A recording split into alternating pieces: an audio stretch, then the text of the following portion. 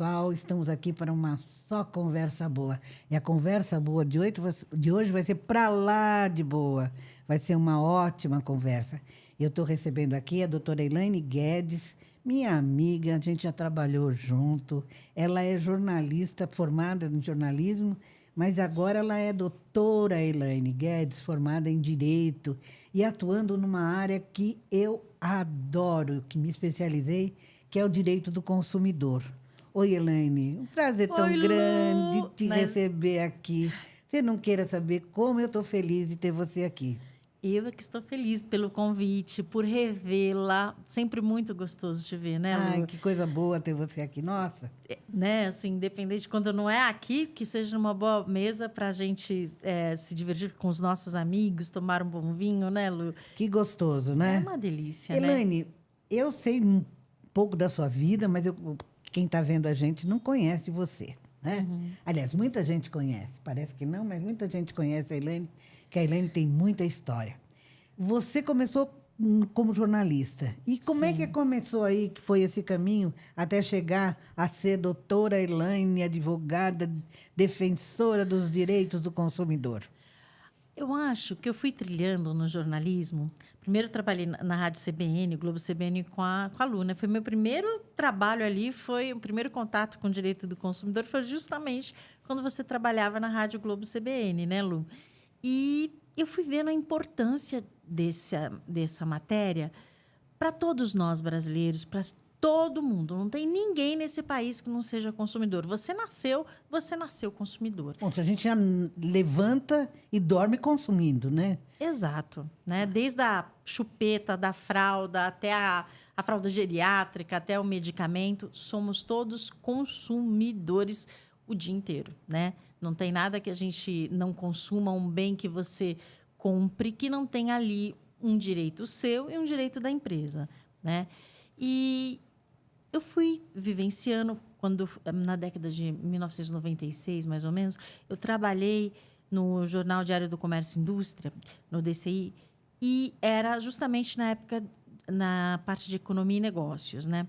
E eu acompanhei de perto a privatização das telecoms, né? Que era o primeiro momento, porque antes só quem vendia e quem comercializava nos planos de expansão, você lembra? Super demorados, era o governo, e foi permitido a iniciativa privada entrar nesse mercado, né?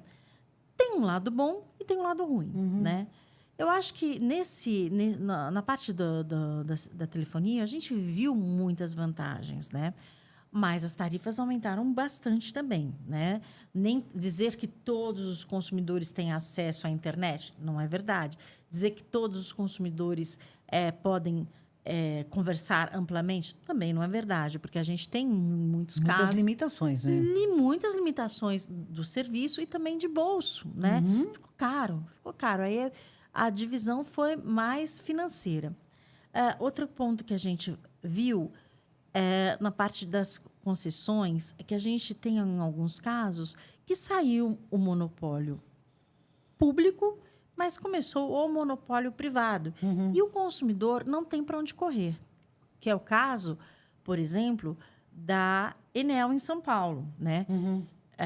No final do ano passado, foram vários casos de reclamações, apagão na cidade, pessoas que precisavam de aparelhos para respirar, medicamentos na geladeira, alimentos. Enquanto Então, a gente perdeu muita coisa, né? muita coisa, né? Então, como o consumidor vai buscar os seus direitos? O que direito ele tem sobre essas questões, né? Então, ele deve, primeiramente, sempre mandar um contato direto para a empresa e anotar o protocolo. Gente, é super importante. Você vai fazer uma reclamação, anote o protocolo. Por quê? Porque aquilo, quando você vai entrar com uma ação na justiça, aquilo é a comprovação que você tentou exercer ali um contato pacífico, né? Uma negociação de uma forma antes do judiciário, né? Então, assim, você anota o protocolo e mande também a comunicação para, no caso da energia elétrica, para a Enel. Tem um site do governo, www.enel.gov.br. Não deixe de fazer a reclamação. Por quê? Se você não faz, não registra o fato, o governo não tem como saber se aquela companhia está operando bem ou mal, né? Mas tem um outro fator. Nesse caso específico, nas privatizações, como ocorreram quase 30 anos, não foi previsto punições, né? Para quando a empresa não cumpra não ofereça um serviço de qualidade para o consumidor. Então, assim, ela está lá, não tem como tirar e o consumidor fica sofrendo, né? Então, a gente estava falando, né, Lu? Você acabou indo defender esse consumidor que está desprotegido. Exato, exato. Esclarecer, né? Eu acho que é muito importante esclarecer para o consumidor quais são os meios, quais são os direitos, quais são os caminhos para ele. Porque muitas vezes ele comprou uma televisão, aí cai uma árvore no fio, queima a televisão, sabe?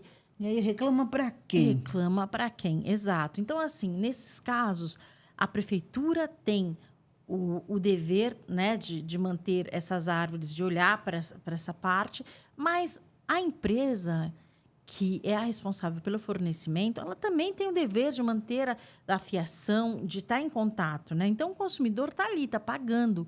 Então, assim, existem direitos e deveres, né? E ambos devem cumprir. O consumidor tem o dever de pagar a conta, mas ele tem, em troca, o serviço prestado com qualidade por essa empresa, né? Então, assim, o que a gente percebeu ao longo desses quase 30 anos, vou colocar em torno de 30 anos, dessa direção do Brasil, né, de entregar serviços essenciais para a iniciativa privada, que existem muitas falhas, né? Então, assim, o consumidor fica perdido. No caso das estradas, por exemplo, né? O consumidor vê um buraco numa rodovia. Ele, por exemplo, se ele sofrer um acidente, como é que faz? Pois é, ele deve, primeiramente, sempre que vê um buraco, uma reclamação, enfim, um serviço mal prestado, ele deve ligar ou para o telefone 166, no caso das estradas, tá? Eu estou falando no caso das estradas. Porque, na verdade, Lu, o que acontece? Cada setor tem um meio de comunicação. Sim. Né? Então, assim, no caso das estradas, ou ele pode mandar um e-mail também para ouvidoria@a Agência Nacional dos Transportes Públicos. Então, é assim, a ouvidoria@antt.gov.br. Esse é o e-mail para as reclamações das estradas. Então, você está vindo para cá, tira foto, pede para você não pode tirar porque você está dirigindo, mas pede para o seu companheiro, para o passageiro do lado, olha, tira a foto disso. A grama tem que estar bem cortada. E hoje é fácil, todo mundo tem um celular, pode registrar o descaso, o descumprimento de um serviço, de uma estrada, por exemplo, né? Exato, Lu. Porque você anda pela estrada, você paga cada pedágio, os pedágios não são baratos, a gente sabe disso, e a empresa não devolve o serviço para o consumidor de acordo com o que ela recebe, né? Verdade, exatamente. Então, assim, todos nós brasileiros precisamos ter consciência sobre isso. Não é certo receber um serviço de má qualidade quando se paga tanto pelos pedágios. É isso mesmo. Né? Então, assim, só que a gente tem que voltar a trazer essa educação do consumidor. Então, a gente vai voltar no tempo um pouquinho. O Código de Defesa do Consumidor, se não me falha a memória, começou em 1990, né? Até então, o consumidor era totalmente descoberto. Ele não tinha a quem recorrer, ele recebia serviços mal prestados, produtos com defeito, não sabia o que fazer para reclamar. Aí o código veio, alinhou as coisas, colocou ordem, e a gente tinha, e tem ainda, acredito, não houve tanta mudança assim, um código dos mais modernos, dos mais avançados do mundo inteiro, né? Não é um código que disse assim, não, é feito de qualquer maneira, não. Foi muito trabalhado, muito pesquisado. Então, as pessoas começaram a se informar. Então, o que eu percebo é o seguinte, nos anos 90, né, a gente começou a lidar com a informação, mostrar para o consumidor que ele tinha direitos, que estava ali, que tinha uma lei que protegia o consumidor. A gente chegou até a delegacia do consumidor, que foi extinta. A gente tinha os PROCONs, que funcionavam muito bem, né? Tinha de todo tipo de informação e de assistência. O tempo foi passando e agora, 30 anos depois, 35, né, do código ter sido promulgado, o que sobrou para o consumidor? A desinformação novamente. O consumidor de hoje, né, que é o consumidor que está adulto hoje, em 1990, era criança, né? Ainda não era assim o consumidor que arcava com as coisas e sabia onde reclamar, sabia. Era o pai, a mãe que faziam isso. E hoje, esse consumidor, que hoje é um adulto, que tem a sua vida mais ou menos organizada, mas que quando tem um problema, o que ele faz? Pois é, muitas vezes ele nem sabe dos seus direitos. Ele não sabe por onde agir. Ele tem o PROCON, até hoje existe o PROCON, mas hoje existem os saques. Toda empresa tem um saque, um atendimento ao consumidor. Então, assim, primeiro passo, entre em contato diretamente com essa empresa. Faça lá o registro. Mas, assim, melhor você fazer sempre por e-mail, porque você vai ter ali a comprovação de que você tentou, que você não fez a sua parte, que você fez a sua parte e que a empresa se omitiu, né? Porque se é uma empresa também, vamos dizer, uma empresa consciente, uma empresa que merece realmente o nosso dinheiro, ela vai responder, ela vai dar uma solução ali rapidamente, ela vai atender o consumidor, né? Mas há casos que não. Agora, a gente tem, Elaine, hoje, muitas empresas, você não consegue conversar com pessoa física, gente como nós, gente de carne e osso. Exato. Você conversa com um computador. E nem sempre a gente que está do outro lado, que está já passando por um problema, que está com raiva, né? Está nervoso, nem sempre você tem a paciência de ficar falando com o computador, né? E nem o tempo. E nem tempo, porque às vezes você joga daqui, joga para lá, e fica horas esperando para ser atendido. 40, 20 minutos. Exato. Como é que faz? Como é que a gente abrevia isso e faz esse atendimento se tornar mais ágil? Pois é, Lu. Exatamente. Na década de final de 90, 80, até o início dos anos 2000, era bem mais eficiente essa comunicação, né? Então, assim, uma das formas é carta registrada, fazer a reclamação. Sim, a carta registrada é uma coisa fantástica, embora as pessoas não se deem conta, mas ela é uma ferramenta muito importante para o consumidor. Né? Exato. Por quê? Ele faz a carta, ele chega no correio e despacha aquilo lá, é um documento jurídico. Sim. Né? Então, assim, e na verdade, o que eu percebo é que essa filosofia de cozinhar o consumidor, ela não é inocente. Por quê? Porque muitos consumidores estão ali trabalhando, tem horário de almoço só para fazer reclamação. Porque, geralmente, as empresas mantêm o saque das 9 da manhã até 5h30 da tarde. Uhum. Que é justamente o horário que o consumidor está no seu trabalho, na empresa, está no seu ganha-pão. Então, assim, quantas reclamações, quantos direitos não são perdidos por causa dessa lentidão no atendimento? Você fica horas ali no telefone esperando ser atendido e nada, né? Exato. Então, assim, uma forma bem eficiente é buscar mais a comunicação via e-mail. Eu realmente indico e eu prefiro comunicação via e-mail. Sempre mando e-mail ou seu WhatsApp. Se você tem um exemplo de uma cliente minha que comprou online durante a Black Friday um anel. E o que aconteceu com essa minha cliente? Ela não recebeu o anel. Aí ela tinha todas as comunicações via WhatsApp. Aí e ela ficou esperando, passou o prazo. Aí ela foi até uma loja física dessa joalheria, que era um anel. E ela chegou lá, ela falou assim, não, mas você tentou falar com o saque? Ela falou, eu já tentei falar com o saque, mas ninguém me responde. Aí ela me procurou. Eu fui com ela até a loja, né, a loja física dessa representação, que nós descobrimos que essa loja, a vendedora falou assim, olha, desculpa, a gente não sabia, mas o que está apontando é que ela já retirou isso no shopping de Goiás, num shopping de Goiás. Eu falei assim, como? Mas a minha cliente nunca esteve em Goiás. Então, o que aconteceu? Foi uma fraude. Né? Então, assim, alguém teve acesso aos documentos dela, via internet, é o perigo.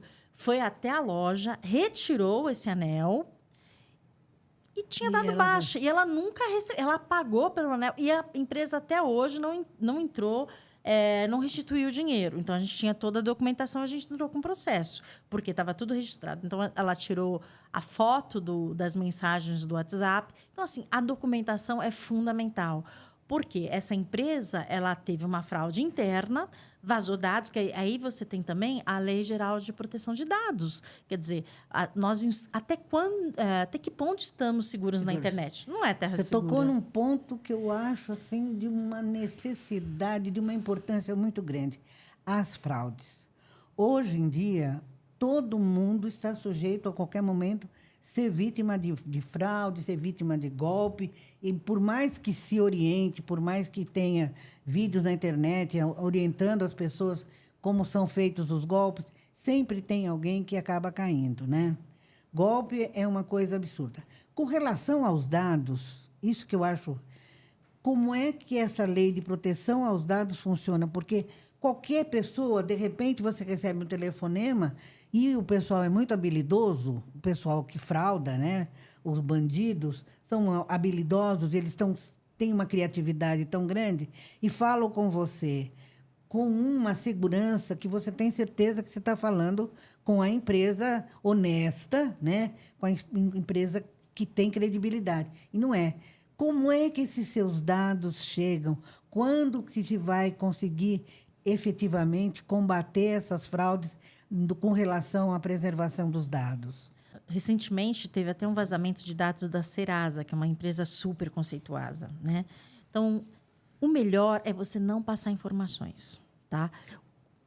Por exemplo, vai na loja de roupas, aí a moça fala, deixa eu fazer seu cadastro, pega aqui seu endereço, pega seu RG, CPF. Não, você não é obrigado a passar esses dados. Você vai dar o quê? Só o CPF. Olha, eu preciso da nota fiscal, eu quero o CPF na nota fiscal. Não, mas não, meu sistema não... muitas vezes eu já passei por isso. Não, mas o meu sistema só funciona assim. Eu falei assim, então chama a sua gerente, porque esse sistema está ilegal. Eu não preciso passar dados. Então, assim, preserve-se, sabe? Cada vez mais ter essa consciência. As suas informações são pessoais e você deve protegê-las. São suas, você não tem nem que passar para ninguém, não é verdade? Exato, principalmente biometria. Então, assim, existe um golpe hoje onde a pessoa chega com flores, aí fala assim, olha, só põe o rosto aqui, que é para você...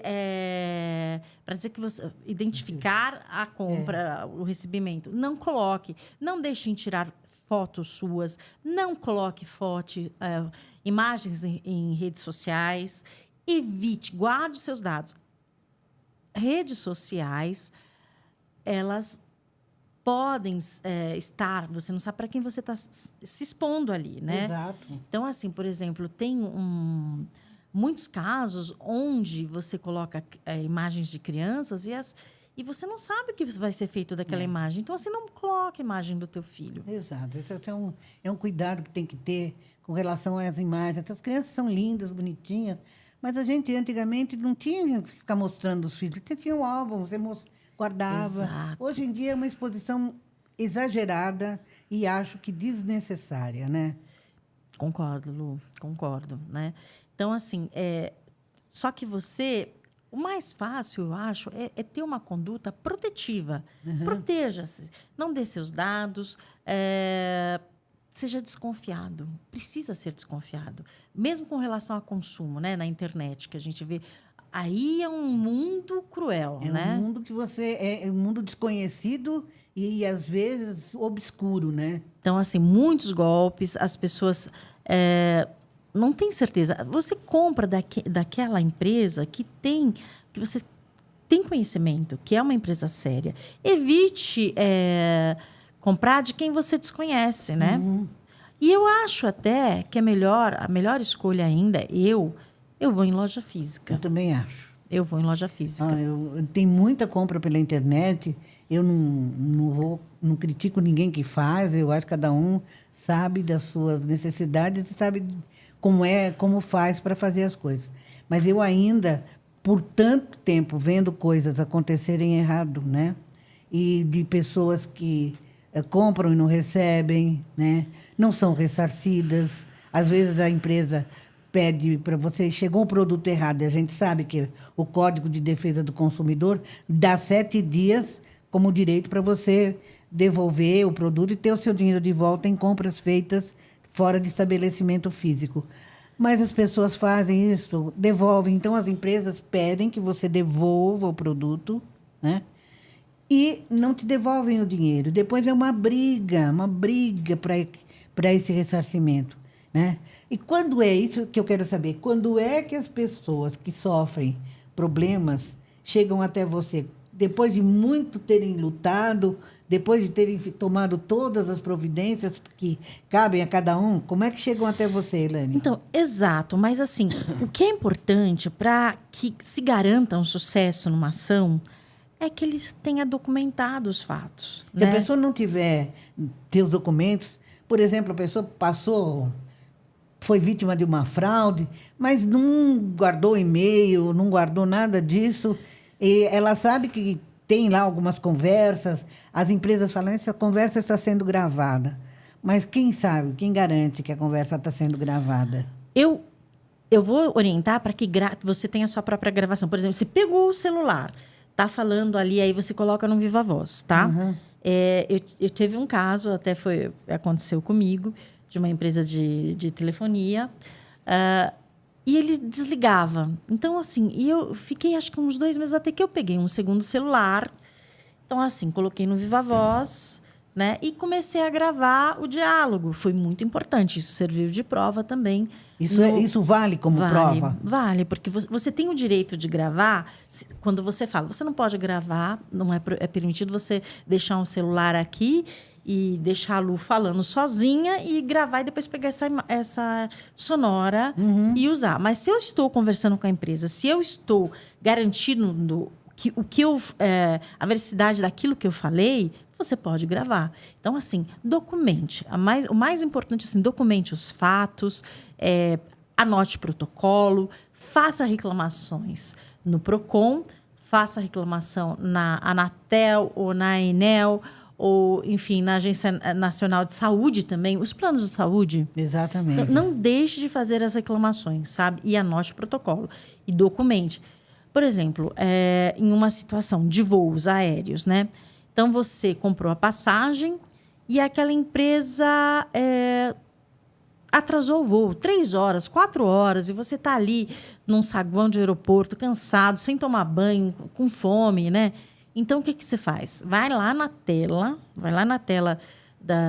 de espera ali do voo e você fotografa, entendeu? Fotografa que está descrito, olha, o voo vai sair daqui a 3 horas. Então, assim, documentar os fatos, né?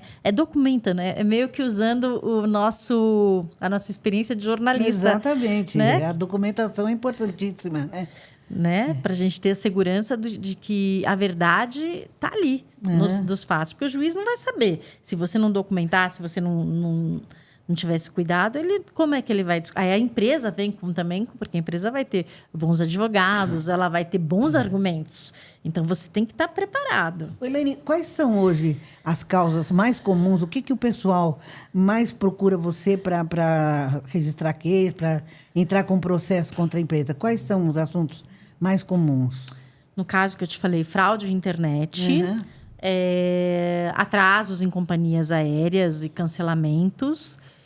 E também a questão da Enel em São Paulo, né, com alguns equipamentos. Então, assim, são várias ações. Banco também, né? A pessoa, às vezes, tem um cartão fraudado. Alguém consegue criar um cartão de crédito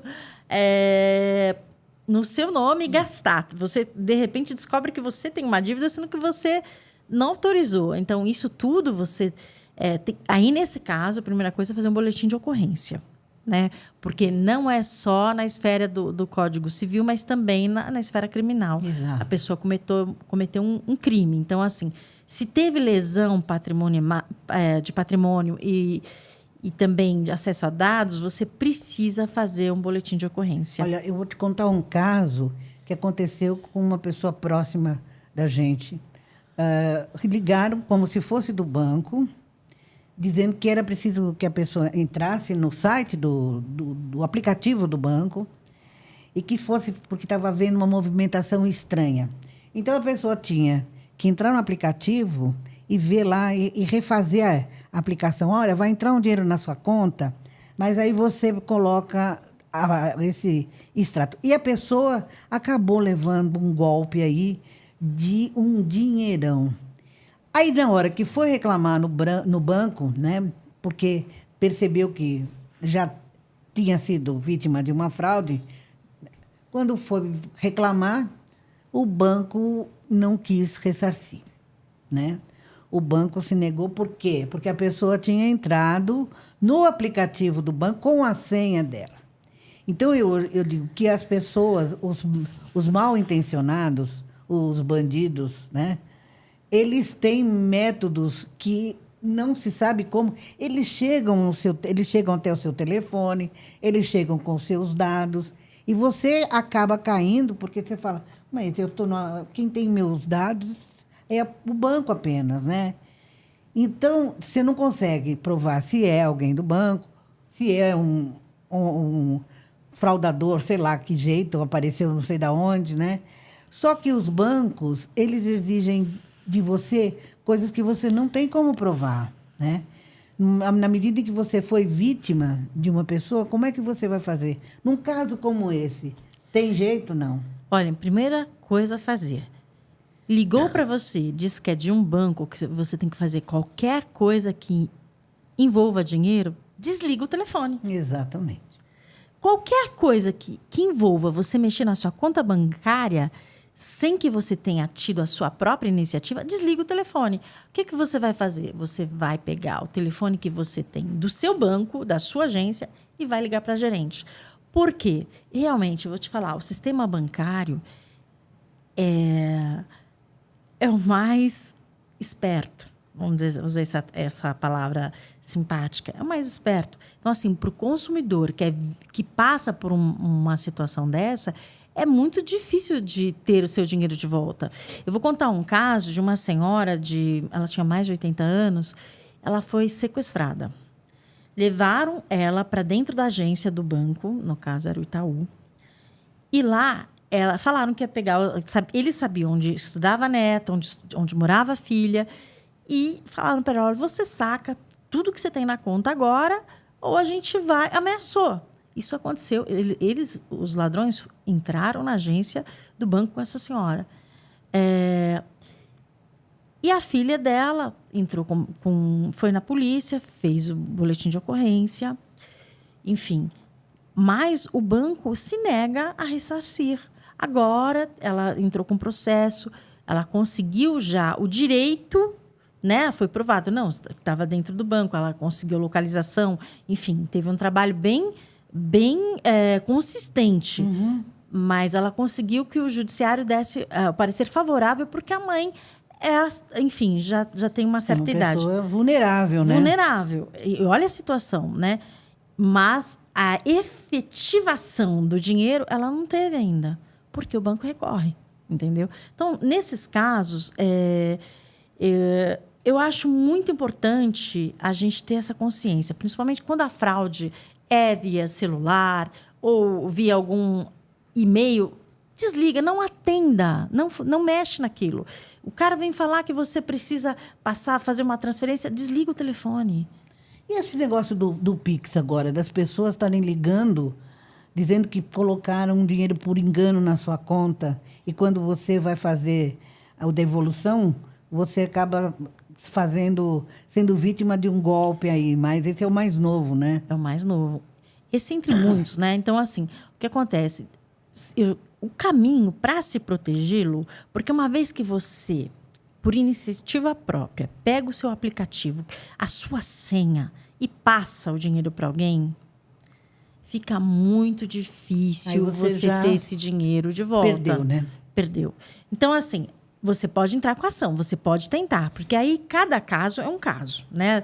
Cada caso é um caso, a gente pode olhar o caso, estudar com detalhes para ver se a gente consegue, na legislação, encontrar uma brecha para ela lutar pelo aquele dinheiro, né? Então, assim, tem que ser estudado, no caso concreto ali, né? No caso que ocorreu. Mas meu papel aqui é orientar para o consumidor ter cuidado. Então, assim, a pessoa ligou para você, o mais simples para se livrar de um problema é desligar o telefone e não dê dados. Hoje em dia, estavam fazendo uma campanha que daria, enfim, certo dinheiro para a pessoa, para captar, para a empresa estar captando a biometria dos olhos. Isso é extremamente perigoso. Isso é anticonstitucional, sabe? Então, assim, e onde está o governo? Onde está sabe assim, o poder público para coibir? Isso já devia ter sido fechado, não pode.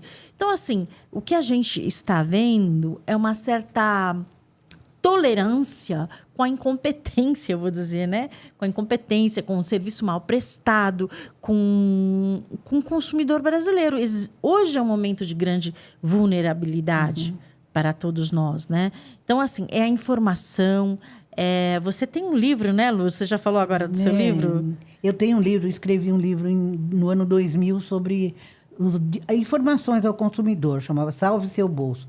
Aliás, eu preciso refazer, atualizar, porque naquela época o consumo virtual estava começando, era muito pouco que se tinha, então tem muito pouco. E hoje, vamos dizer, é uma fatia grande do consumo, é o consumo virtual, né?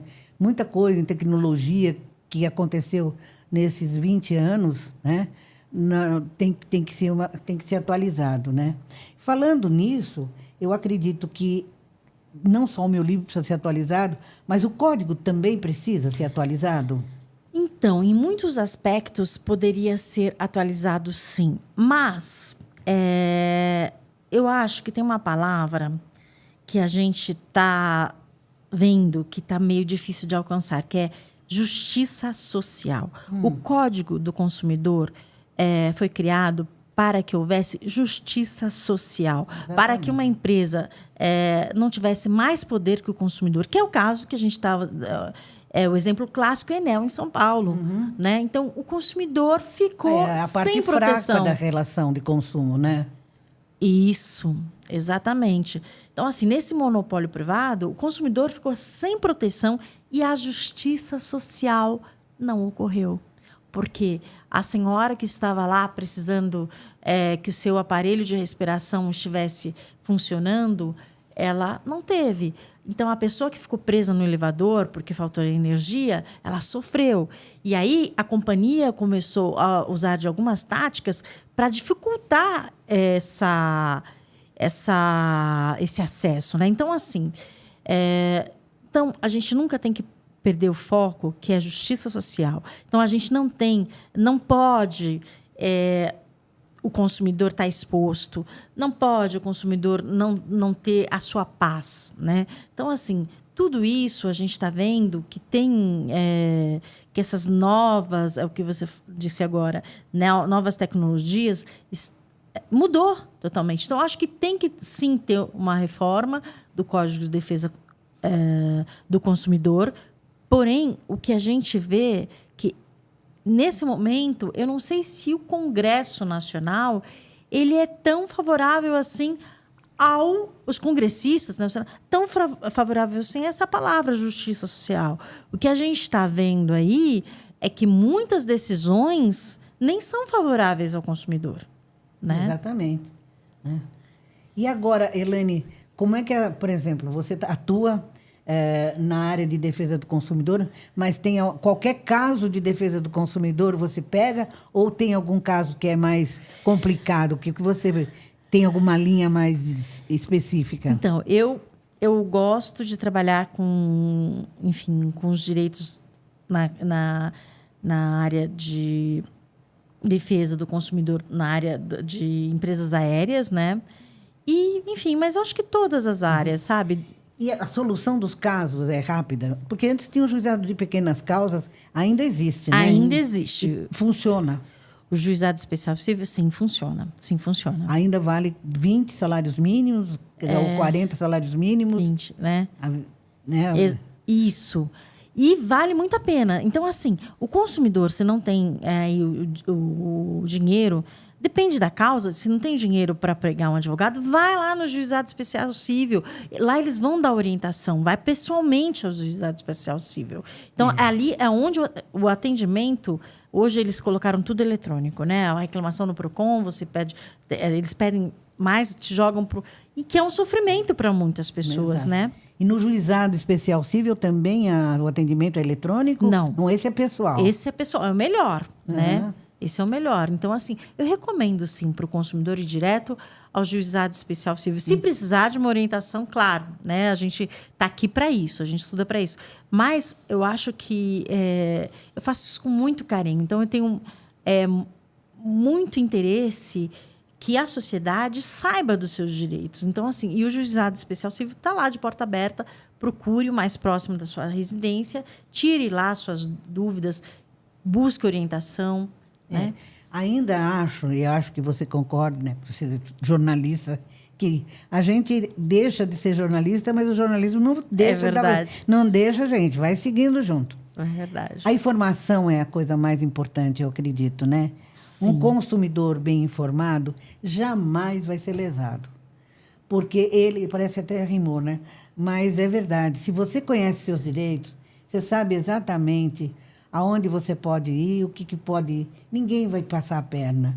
O que acontece é que, vamos falar a verdade, a gente tem um pouco de preguiça de informar seus direitos. A gente sabe, aqui a gente vai levando, vai meio que empurrando com a barriga, e só vai correr atrás mesmo quando sofre o prejuízo no bolso, né? Então, é exatamente isso que a gente precisa, informação. Eu vou sempre bater nessa tecla, eu acho que a gente tem esse dever sagrado de informar, né? Com certeza.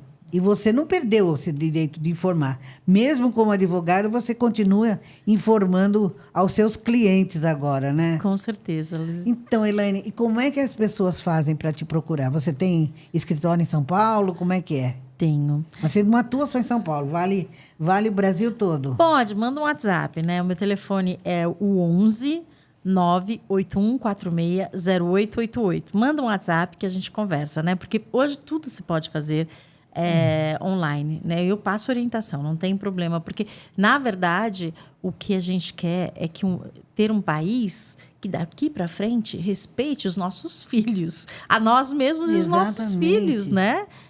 Porque o que a gente está vendo não é isso nesse momento, mas a gente tem que retomar com energia, trazer essa pauta de consumo, dos direitos do consumidor de volta, sabe assim, colocar com debates, com informação, para que as pessoas não sejam mais lesadas. Eu me lembro que até teve uma época em que se cogitou, parece que em São Paulo existia um projeto de lei e, se não me engano, existia uma lei de ter a informação ao consumidor como matéria escolar, como disciplina escolar.